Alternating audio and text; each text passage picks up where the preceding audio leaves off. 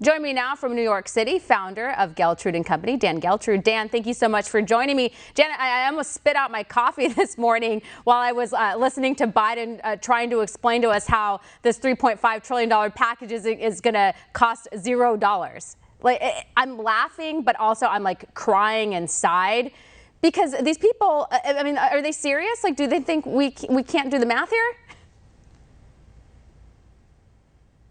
Impression that it's free, because when you think about something that's no cost, that equates to free. And of course, nothing is free. And when it comes to the federal government, nothing is free because the federal government has no money. They can print money, but where they get their money from are taxpayers. So the other image, or mirage, I should say, that's being created here is that all this is going to be paid for is by the billionaires. That is absolutely not true. Billionaires don't have enough money, even if you're taxing them at 100%, where all this is going to be paid for. So the president was saying he's tired of trickle down. Trickle down is exactly what happens here. You start talking about taxing the very rich. But of course, we're also talking about taxing those that are making more than $400,000. Now, $400,000 is a lot of money, but there's a huge difference between people who make $400,000 and billionaires. So we have to keep in mind here, Stephanie, that we are creating a narrative that is simply not true. This is not going to be paid for. I don't care what the projections are.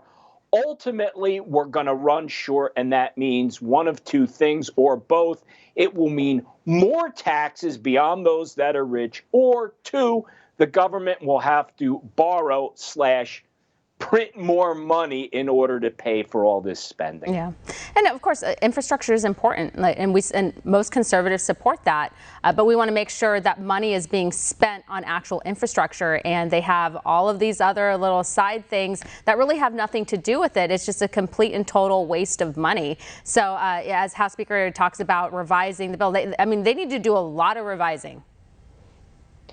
Revising here is all relative. Again, we're talking about trillions of dollars, and it makes it seem like it's nothing. It's nickels and dimes. All the revising has to do with is the horse trading. What do we have to buy you with in order to get you to vote for a specific bill? This is how Washington works. This is how Washington has always worked. So in the end, I'm going to tell you right now, there is going to be a Build Back Better law. That is going to pass. I'm not saying it'll pass at $3.5 trillion, but something is going to pass. And it's very simple why. This is Joe Biden's signature item.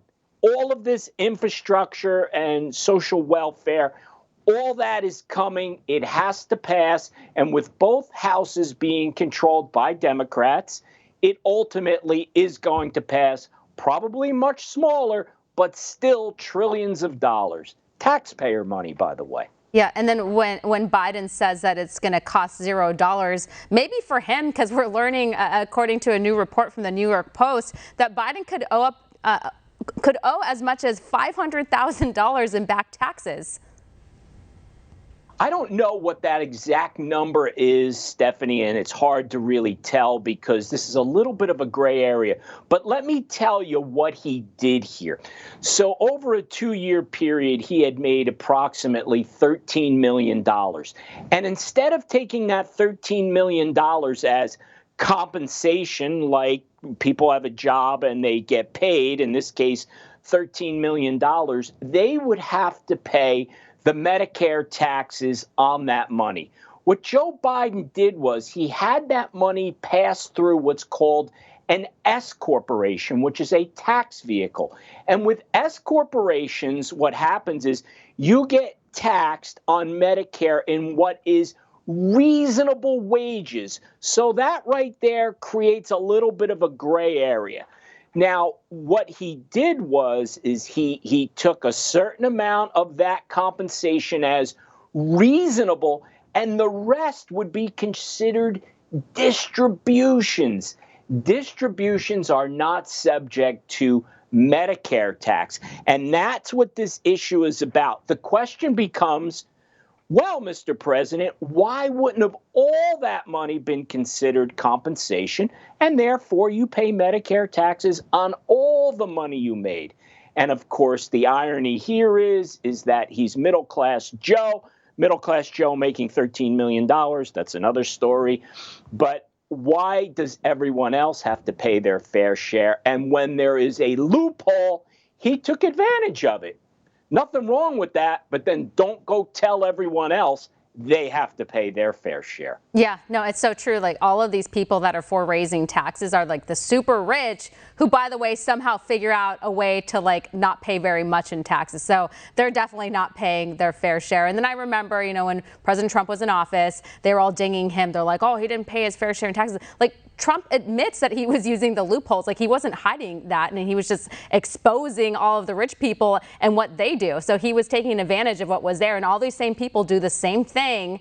And, you know, they talk about raising taxes on the rich. They're raising the taxes on the middle class and everyone else. So I'm glad that you broke that down for us. Thank you so much, Dan. We appreciate it. Thanks, Steph. Of course. Coming up next.